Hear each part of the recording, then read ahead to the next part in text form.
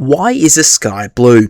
What is the meaning of life? And why is cricket's biggest competition called the Ashes? And if you've asked the latter one at some point or another, today is your lucky day. Welcome to Cricket A to Z. Let's jump right in. Got him! He gets him again! To understand why it's called the Ashes, we have to travel all the way back to 1882. At the time, England was considered the dominant force in cricket, and Australia had only recently become a test-playing nation. And while they were improving quickly, that all changed on the 29th of August 1882.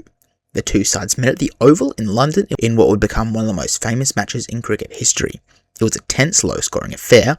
Australia were bowled out in the first innings for just 63. England's first innings went better, but they were still bowled out for just 101, with Australian fast bowler Fred Spofforth taking an incredible 7 for 46. In Australia's second innings, opener Hugh Massey scored a match-high 55 runs to put his team back in contention for the win.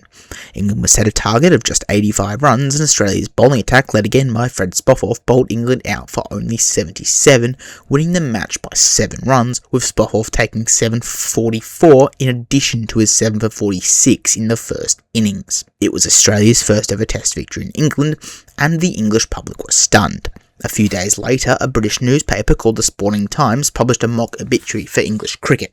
It read, "In affectionate remembrance of English cricket, which died at the Oval on 29 August 1882. The body will be cremated and the ashes taken to Australia." Now, this was just meant as a joke, but the phrase caught on almost immediately.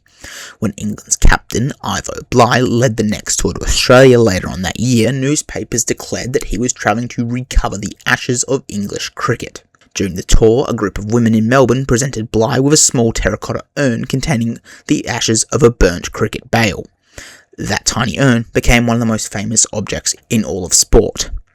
Today, the original Ashes urn is permanently housed at the Marylebone Cricket Club Museum in Lords in London. As it's only 11 centimetres tall and too fragile to be used as an actual trophy, a much larger crystal trophy is used today instead. If you enjoyed this episode of Cricket A to Z, let me know what cricket term, rule, player or piece of history you'd like explained next. Until then, thanks for watching, and I'll see you in the next one.